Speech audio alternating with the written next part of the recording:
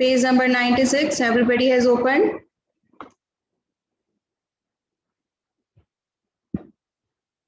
Yes. So it is अपठित गद्यांश. Page number 96 पे हम पढ़ रहे हैं. अपठित गद्यांश क्या होता है? अपठित गद्यांश होता है जो अपठित है, जो आपने पहले कभी नहीं पढ़ा है. ठीक है, जो आपकी बुक में भी नहीं है और आपने कोई लेसन में भी नहीं है. वो गद्यांश का मतलब होता है पैराग्राफ. सपोज जैसे यहाँ से लेके और यहाँ तक एक पैराग्राफ जहाँ खत्म हो रहा है, इसको हम बोलते हैं गद्यांश. और अपठित का मतलब जो हमने पहले कभी नहीं पढ़ा, हम उसे पहली बार ही पढ़ रहे हैं. ठीक है, तो वो होता है अपठित गद्यांश. और ये आपके एग्जाम में भी आएगा. ठीक है, तो सब ध्यान से इसको देखेंगे कि अपठित गद्यांश क्या होता है. Understand everybody? चलो स्टार्ट करते हैं. Everybody put your finger. अपठित शब्द का अर्थ है जो पढ़ा ना हो, जो आपने पढ़ा नहीं है. ऐसे लेख, कहानी या कविता के अंश जिन्हें छात्रों ने क्या नहीं किया है, अपनी पाठ्य पुस्तक में न पढ़ा हो, वो अपठित कहलाते हैं. जो आपने पहले कभी भी नहीं पढ़ा है पाठ्य पुस्तक में, उसको हम कहते हैं अपठित. ठीक है, अपठित गद्यांश को ध्यानपूर्वक क्या करना चाहिए? समझकर पढ़ना चाहिए. जो भी अपठित गद्यांश होता है उसको आपको बहुत ही ध्यान से और समझकर पढ़ना चाहिए. ठीक है, उसे पढ़कर पूछे गए प्रश्नों का उत्तर देते समय निम्नलिखित बातों का ध्यान रखना चाहिए. पहले आप अपठित गद्यांश को पढ़ोगे अच्छी तरह से और फिर उसके नीचे कुछ प्रश्न लिखे हुए होते हैं, उनको भी आपको ध्यान से पढ़ना है. क्यों पढ़ना है ध्यान से? क्योंकि उन सभी प्रश्नों के उत्तर उसी पैराग्राफ में होते हैं, उसी गद्यांश में होते हैं जो आपने पढ़ा होता है. ठीक है, चलो किन बातों का हमें ध्यान रखना चाहिए? नंबर 1, दिए गए अंश को 2-3 बार ध्यानपूर्वक पढ़ना चाहिए. जो भी अपठित गद्यांश है उसको सबसे पहले हमको क्या करना चाहिए? 2-3 बार पढ़ना चाहिए ध्यान से. नंबर 2, कठिन शब्दों के अर्थ समझने का प्रयास करना चाहिए. कभी कभी हम जो पढ़ते हैं उसमें बहुत सारे कठिन शब्द भी आते हैं, है ना, तो उनके अर्थ को समझना चाहिए. नंबर 3, पूछे गए प्रश्नों के उत्तर गद्यांश में से ढूंढने चाहिए. जो भी प्रश्न होते हैं उनके उत्तर हम कहाँ ढूंढेंगे? उसी गद्यांश में ढूंढेंगे, यानी उस पैराग्राफ में ढूंढेंगे. नंबर 4, उत्तर देते समय अपने शब्दों का प्रयोग करना चाहिए, किंतु भावों में कोई बदलाव नहीं होना चाहिए. आंसर एकदम करेक्ट होना चाहिए, लेकिन उस उत्तर कैसे देना चाहिए? अपने शब्दों में, खुद बना करके. ठीक है, चलो आज हम प्रैक्टिस करते हैं. नीचे पहला गद्यांश एक पढ़ेंगे, सब अपनी अपनी फिंगर रख लेंगे. ये एक पैराग्राफ है, एक गद्यांश है ये. ठीक है, चलो पुट योर फिंगर. आप लोगों से भी रीड करवा सकती हूँ, सबकी फिंगर्स होनी चाहिए. ठीक है ना? एक लकड़हारा, और सब ध्यान से पढ़ेंगे क्योंकि फिर इस गद्यांश को पढ़ने के बाद जो नीचे प्रश्न मैं आपसे पूछूंगी उनके उत्तर इसी के अंदर से आपको देने हैं, तो ध्यान से पढ़ना सब. ठीक है, एक लकड़हारा कुल्हाड़ी से लकड़ियां काट कर नदी पार कर अपने गांव जा रहा था. यस मेहुल, लकड़हारा कहाँ जा रहा था? अपने गांव. यस, अपने गांव जा रहा था. Very good. आगे रीड करेंगे. नदी पार करते हुए उसकी कुल्हाड़ी नदी में गिर गई. अक्षत सोनी, नदी में क्या गिर गई लकड़हारे की? मैम कुल्हाड़ी. यस, कुल्हाड़ी गिर गई. ओके, आगे रीड करेंगे सब. वह उदास हो गया, वह जोर जोर से रोने लगा. तभी नदी में से जलपरी आई और उसे सोने की कुल्हाड़ी देकर बोली. क्या बोली? आगे क्या लिखा है? उदास मत होइए, ठीक है। यस देवीना, जलपरी ने लकड़हारे से क्या कहा? कि उदास मत होइए। Very good. लकड़हारे को जलपरी ने कहा उदास मत होइए। आगे रीड करेंगे सब। लकड़हारे ने यह कहकर कुल्हाड़ी लेने से इनकार कर दिया कि यह कुल्हाड़ी उसकी नहीं है। जब जलपरी ने उसको सोने की कुल्हाड़ी दी तो लकड़हारे ने इनकार कर दिया लेने से कि ये मेरी कुल्हाड़ी नहीं है, क्योंकि उसकी कुल्हाड़ी सोने की नहीं थी। फिर जलपरी ने उसे चांदी की कुल्हाड़ी देनी चाहिए। कौन सी कुल्हाड़ी देनी चाहिए? चांदी की। इस बार भी लकड़हारे ने कुल्हाड़ी लेने से इनकार कर दिया। अब जलपरी ने उसे उसकी लोहे की कुल्हाड़ी दी। अब जो उसकी सही में सच में जो कुल्हाड़ी थी, अब जलपरी ने उसको वही दी। तो उसकी जो सच में कुल्हाड़ी थी वो कौन सी थी लकड़हारे की? नव्या? यस नव्या, कौन सी कुल्हाड़ी थी लकड़हारे की? यस, लोहे की।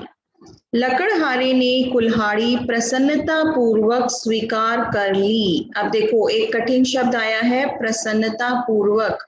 क्या होता है इसका अर्थ? सबको पता है। प्रसन्नता पूर्वक होता है खुशी से। ऐसे कुछ कठिन शब्द आएंगे, उनको भी आपको उनके अर्थ को ध्यान से समझना है। तो लकड़हारे ने कुल्हाड़ी खुशी से स्वीकार कर ली, वह जलपरी को धन्यवाद दिया। तो अब हमने ये पूरा गद्यांश पढ़ लिया है। अब हमको क्या करना है, जो नीचे प्रश्न लिखे हैं इसके अपनी अपनी बुक में देखो, इसके नीचे कुछ प्रश्न लिखे हुए हैं, इनके उत्तर हमको देने हैं और वो उत्तर इसी गद्यांश में से ढूंढकर लिखने हैं। पहला प्रश्न है, लकड़हारा कहाँ जा रहा था? यस निर्वर्धन, लकड़हारा कहाँ जा रहा था? अभी हमने पढ़ा था। अब लेकिन आपको ऐसे नहीं बोलना है कि गांव, आपको पूरा उत्तर बोलना है। लकड़हारा नदी पार कर अपने गांव जा रहा था, है ना? पूरा उत्तर बोलना है सभी को, ठीक है। चलो next, come on the next page, number 2। लकड़हारा उदास क्यों हुआ? यस, कौन बताएगा लकड़हारा उदास क्यों हुआ था? यस हर्षिता। यस हर्षिता, लकड़हारा उदास क्यों हुआ? आज आपका वीडियो ऑफ कैसे है? You don't know your video should be on in the class everybody's. Yes, give the answer.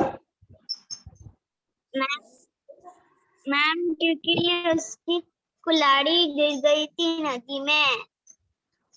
Yes, हम बोलेंगे लकड़हारे की कुल्हाड़ी नदी में गिर गई थी, इसलिए वह उदास हो गया।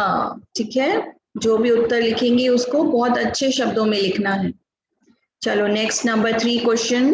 जलपरी ने लकड़हारे को क्या दिया? वंशुल, क्या दिया था जलपरी ने लकड़हारे को?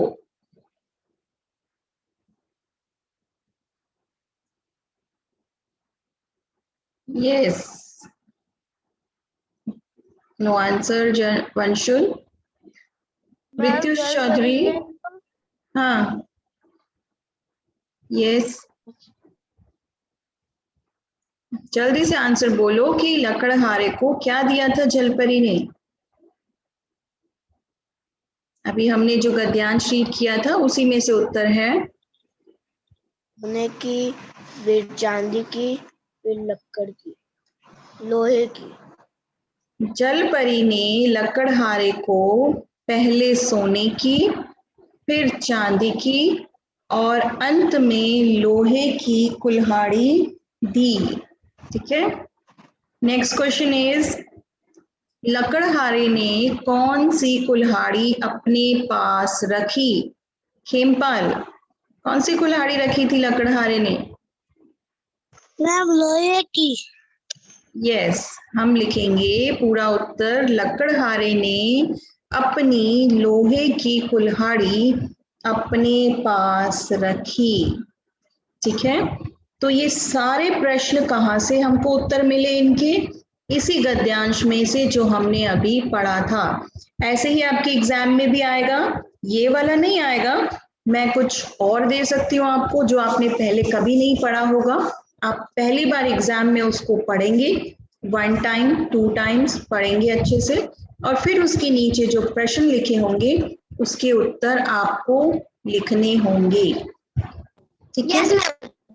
चलो, नाउ नेक्स्ट पैराग्राफ, एक और अनसीन हम अपठित गद्यांश पढ़ेंगे। इसके बाद है गद्यांश 2, इसको पढ़ेंगे हम। ठीक है, और इसमें मैं आप लोगों से भी रीड करवा सकती हूँ, वो सब अपनी फिंगर्स रखेंगे। फिर से वही है, हम सबसे पहले इसको पढ़ेंगे गद्यांश को, और इसके नीचे जो प्रश्न लिखे गए हैं उनके उत्तर हम इसी में से ढूंढेंगे। ठीक है, चलो लेट्स स्टार्ट। पहला अंतरराष्ट्रीय, अब जो ऐसे वर्ड्स आते हैं थोड़े कठिन शब्द, उनको ध्यान से पढ़ेंगे अब। पहला अंतरराष्ट्रीय योग दिवस 21 जून 2015 को मनाया गया। ठीक है, हिंदी में आपको इसे 21 जून 2015 बोलना है। क्या मनाया गया था 21 जून 2015 को? भविष्य कुमार। यस भविष्य। Yes ma'am. क्या बनाया गया था 21 जून 2015 को?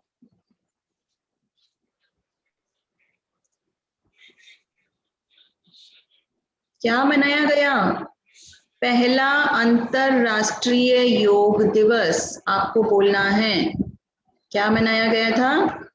पहला अंतरराष्ट्रीय योग दिवस। यस, ये इसका आंसर है। Next line.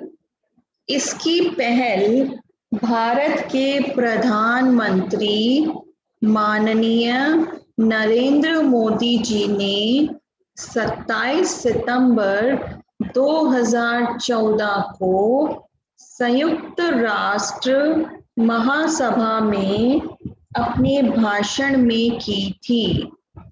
इसकी पहल भारत के प्रधानमंत्री पता है सबको? कौन है भारत के प्रधानमंत्री? प्रवीण चौधरी। बाकी सबका माइक ऑफ रहना चाहिए। हाँ, प्रवीण चौधरी आप बताएंगे?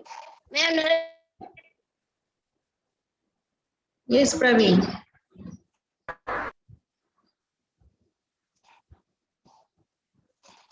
जल्दी से आंसर बोलना है।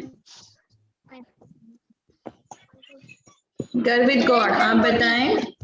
गर्वित आप बताएं, भारत के प्रधानमंत्री का क्या नाम है? गर्वित।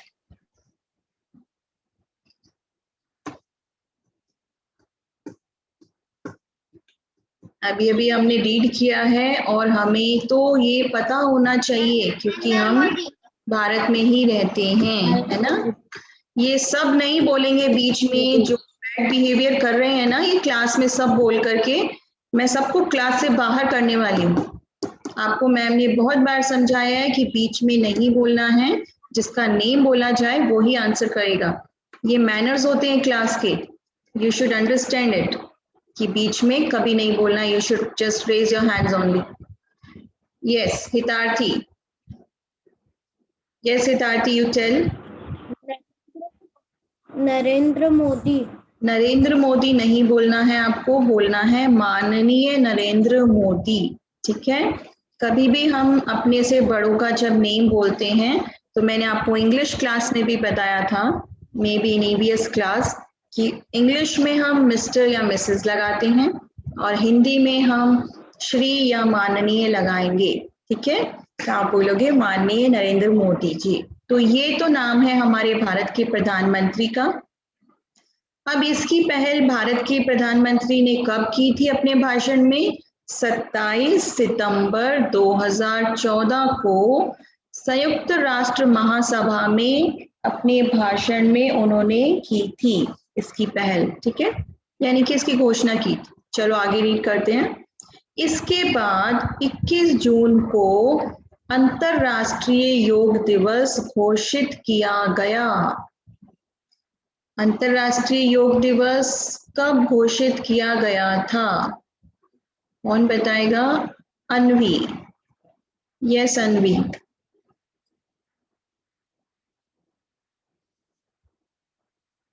जल्दी से बताएं अनवी। एक तो आपके वीडियोस ऑफ रहते हैं, मुझे नहीं पता चलता है you are at present here और नॉट, आई डोंट नो। सबका वीडियोस ऑन रहना चाहिए, बहुत बार बोला है बट फिर भी नहीं करते हो आप लोग, आई डोंट नो व्हाई। जसदीप आप बताएं, अंतरराष्ट्रीय योग दिवस कब घोषित किया गया था? 2014 को। नो, अभी ये लाइन हमने रीड की ना, 21 जून को घोषित किया गया। कब किया गया? 21 जून को अंतरराष्ट्रीय योग दिवस घोषित किया गया। अंतरराष्ट्रीय योग दिवस कब मनाया जाता है? 21 जून को मनाया जाता है, ठीक है। चलो नेक्स्ट लाइन रीड करेंगे सब। इस योग दिवस पर नई दिल्ली में राजपथ पर प्रधानमंत्री मोदी जी के साथ 36,000 से अधिक लोगों ने 35 मिनट तक 21 योग आसनों का प्रदर्शन किया। जब पहली बार ये घोषित किया गया था तो क्या था, क्या हुआ था उस दिन? योग दिवस वाले दिन क्या किया गया था? 36,000 से भी जो अधिक लोग थे उन्होंने प्रधानमंत्री जी के साथ क्या किया था? योग किया था 35 मिनट तक। कब तक योग किया था? 35 मिनट तक। और कौन कौन कितने योग आसन किए थे? 21 तरह के योग आसन उन्होंने प्रदर्शित किए थे, यानी अलग अलग आसन होते हैं ना योग करते हैं तो उन्होंने 21 योग आसनों का प्रदर्शन किया सभी लोगों ने, ठीक है। चलो नेक्स्ट लाइन। योग से व्यक्ति का मन और मस्तिष्क स्वस्थ रहता है। जो लोग योग करते हैं, योग करने से क्या होता है? मन और मस्तिष्क स्वस्थ रहता है। यस चंचल, योग करने से क्या होता है?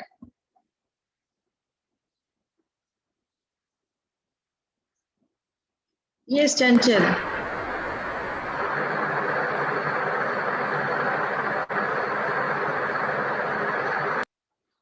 योग करने से मन और मस्तिष्क स्वस्थ रहता है। माइक ऑफ कर लो चंचल।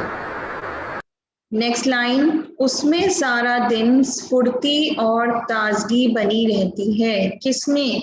व्यक्ति में, यानी हमारे शरीर में क्या बनी रहती है योग करने से? सारा दिन स्फूर्ति। स्फूर्ति का मतलब एकदम एक्टिवनेस आ जाती है और ताजगी बनी रहती है, यानी फ्रेशनेस फील करते हैं। प्रतिदिन नियम से योग करने वाले व्यक्ति से रोग बहुत दूर रहते हैं। जो लोग प्रतिदिन योग करते हैं उनसे रोग भी बहुत दूर रहते हैं। रोग मीन्स बीमारियां, यानी उनको कोई बीमारी नहीं लग सकती। Next line. इसलिए प्रत्येक व्यक्ति को हर रोज चंद मिनट योग अवश्य करना चाहिए। इसलिए प्रत्येक व्यक्ति को क्या करना चाहिए? रोज थोड़ी देर के लिए थोड़ा योग अवश्य मीन्स जरूर करना चाहिए, ठीक है। अब हमने ये पूरा गद्यांश पढ़ लिया है। अब जो नीचे प्रश्न हैं उनके उत्तर इसी गद्यांश में से हमको देने हैं। पहला प्रश्न है, पहला अंतरराष्ट्रीय योग दिवस कब मनाया गया? अब देखो उत्तर यहीं से मिलेंगे हमको। सबसे पहली लाइन है, पहला अंतरराष्ट्रीय योग दिवस 21 जून 2015 को मनाया गया। ये पूरी लाइन हमारे पहले प्रश्न का उत्तर है, तो हम नीचे यही लिख देंगे, पहला अंतरराष्ट्रीय योग दिवस 21 जून 2015 को मनाया गया, ठीक है। बिल्कुल वही लाइन आ गई। नेक्स्ट क्वेश्चन देखो, किसकी पहल पर अंतरराष्ट्रीय योग दिवस घोषित किया गया? किसकी पहल पर?